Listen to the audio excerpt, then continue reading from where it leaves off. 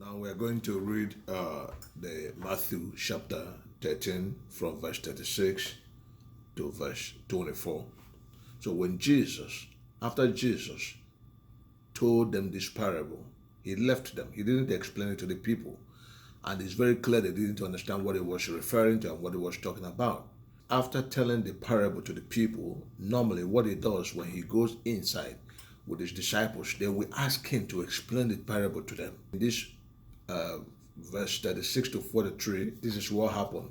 I will read from verse 36. It says, Then Jesus sent the multitude away. See, Jesus sent the multitude away without explaining to them the meaning of the parable, and the multitude never asked because it was not really meant for them to understand. Then Jesus sent the multitude away and went into the house, and his disciples came to him saying, Explain to us the parable of the tares of the field.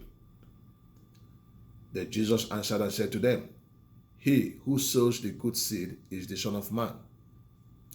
The field is the world. I want you to mark it down. The field is the world. The good seeds are the sons of the kingdom, but the tares or the weeds are the sons of the wicked one. The enemy who sowed them is the devil. The harvest is the end of the age. The end of the age means the end of this world. And the reapers are the angels. Therefore, as the tares are gathered and burned in the fire, so it will be at the end of this age. That is the end of this world. The Son of Man will send out his angels, and they will gather out of his kingdom all things that offend and those who practice lawlessness, and will cast them into the furnace of fire. There will be wailing and gnashing of teeth. Then the righteous will shine forth as the sun in the kingdom of their Father. He who has ears to hear, let him hear.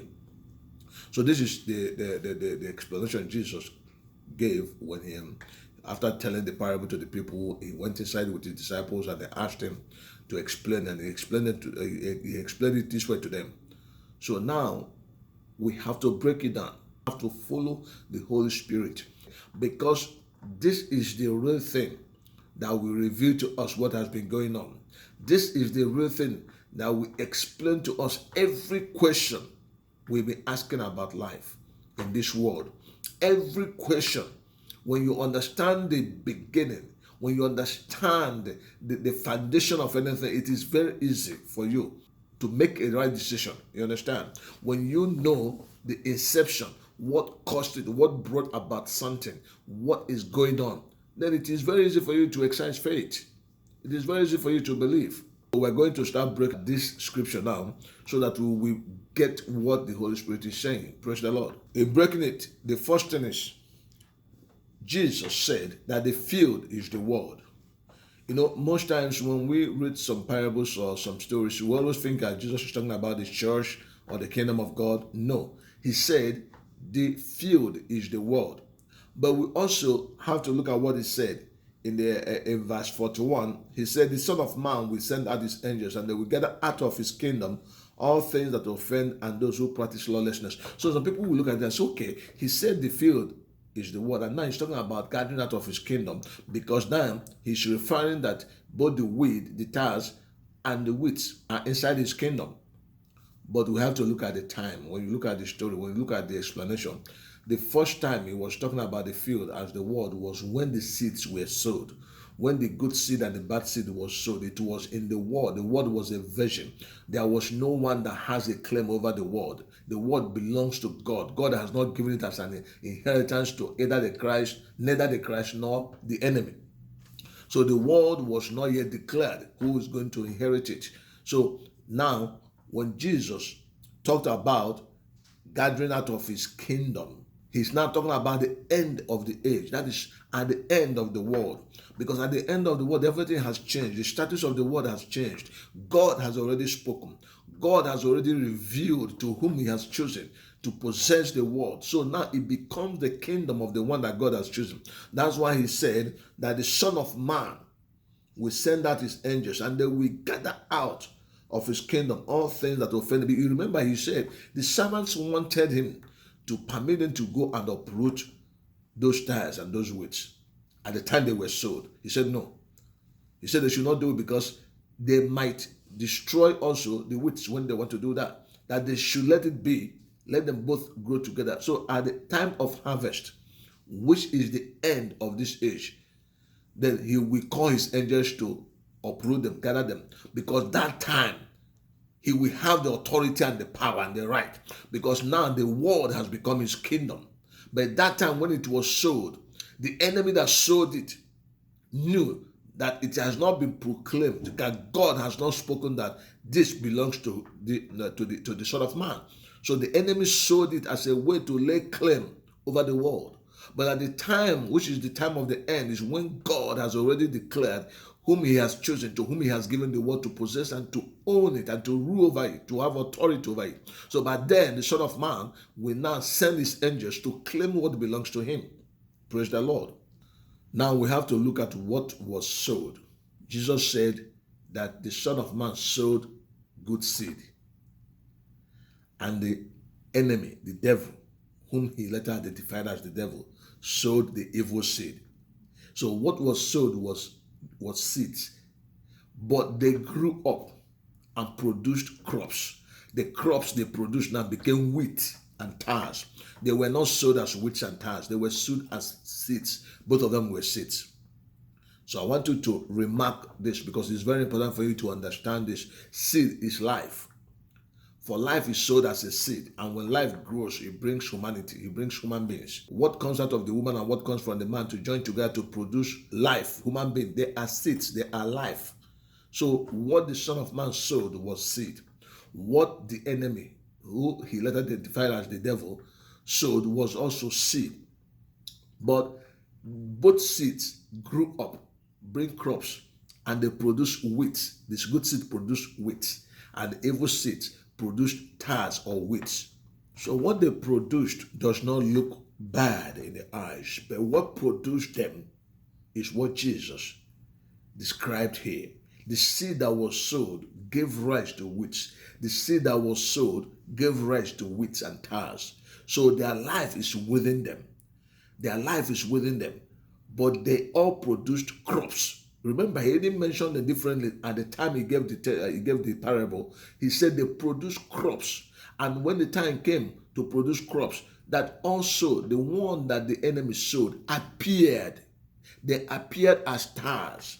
They didn't appear as wheat because they have to wait for them to grow up so that they will know their fruits and be able to separate them. They can't know the difference between the good seed and the bad seed when they were in the form of a seed. But when they have produced crops, now you can see their appearance. You can see their nature. You can see what they look like. You can see the fruits they are bearing. So it will become very easy and possible for anyone to be able to separate them. This is what Jesus is talking about here. So what they sowed were identical. They sowed seeds, but those who sowed, the servants wanted to go and uproot the seed. So, but if they allow them both to grow, they will bring crops. They will have an appearance. So the appearance is what they will use to separate them and know which ones are the wheats and which ones are the tares. So now we know that what they sowed are identical.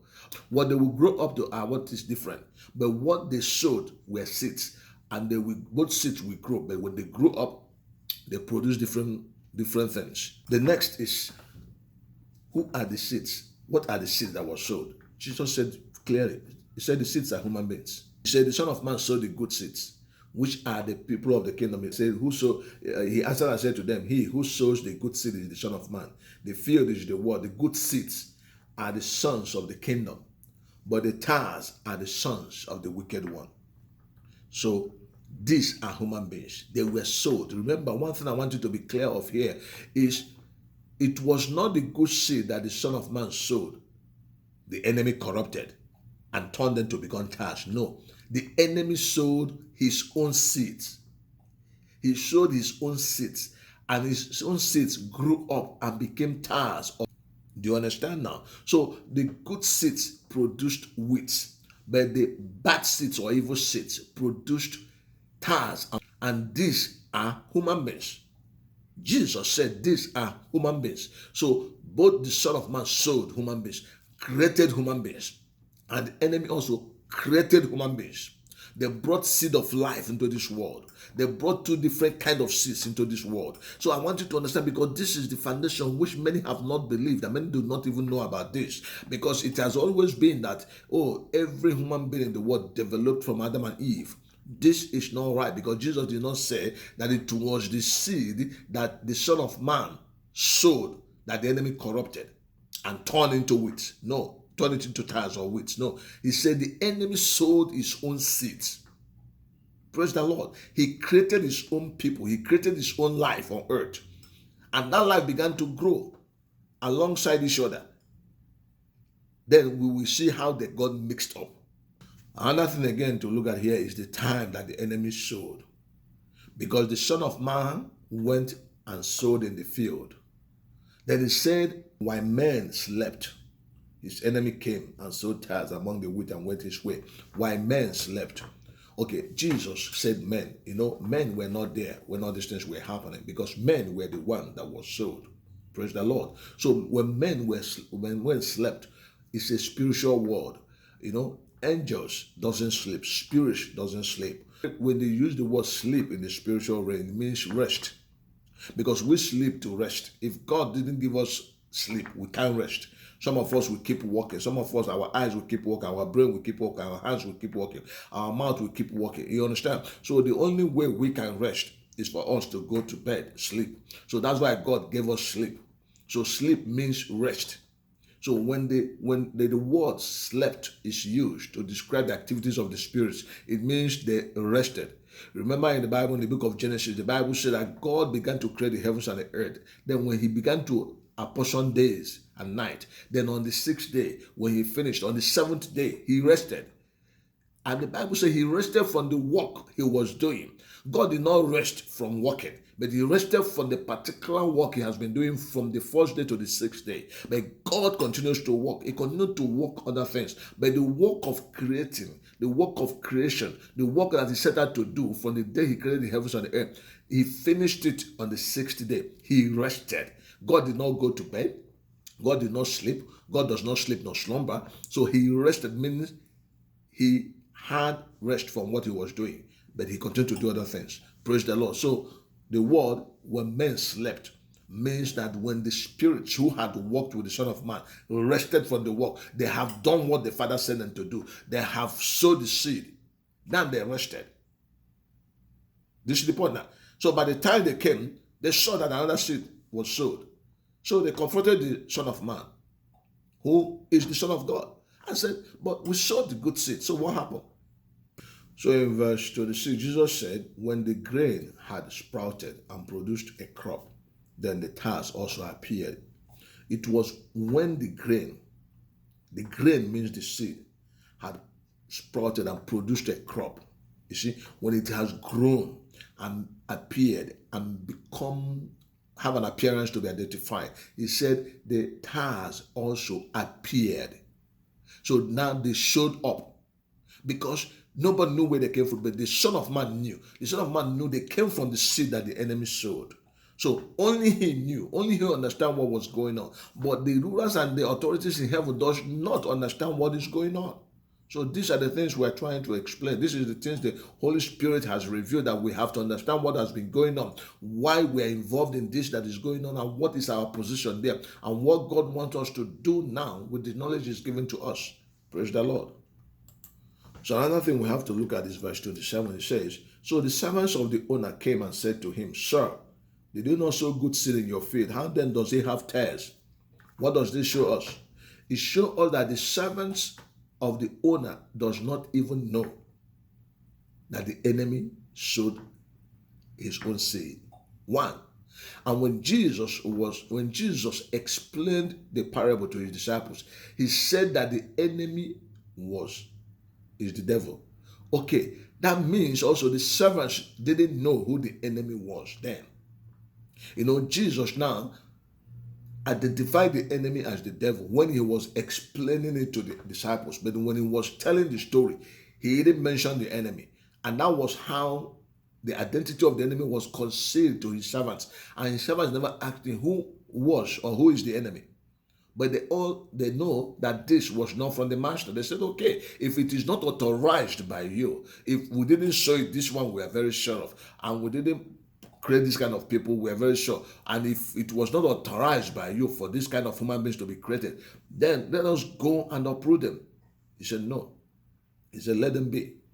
So they didn't even know that there was already an enemy. I want you to understand why God has to take a long time to do everything he has been doing in the world, to do everything that he has been doing to prove something to the authorities and rulers of the heavens, that they may understand the intention of the enemy.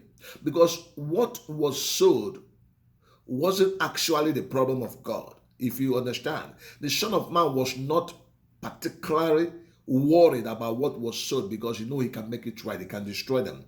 You understand? But he wants to reveal the intention of the enemy. He wants to make. It's not enough for the servants, the authorities and rulers in heavens to go and uproot them, because something has already begun. An enmity has been created. Opposition to the authority of God to choose who will possess something has already been created by the actions of the enemy, and God has to deal with that. And the only way to deal with that is to reveal that identity to the rulers and authorities in the heaven, to make them see who the enemy is, and also make them understand the intentions of the enemy, that it was contrary to his divine purpose. The enemy did it intentionally in order to oppose God, in order to work against whatever God's decision will be, because he has within him think that God will never choose him to possess them. Okay, let's look at verse 29. He said, no less, while you gather up the tares, you also uproot the wheat with them. Let both grow together until the harvest. And at the time of harvest, I will say to the reapers.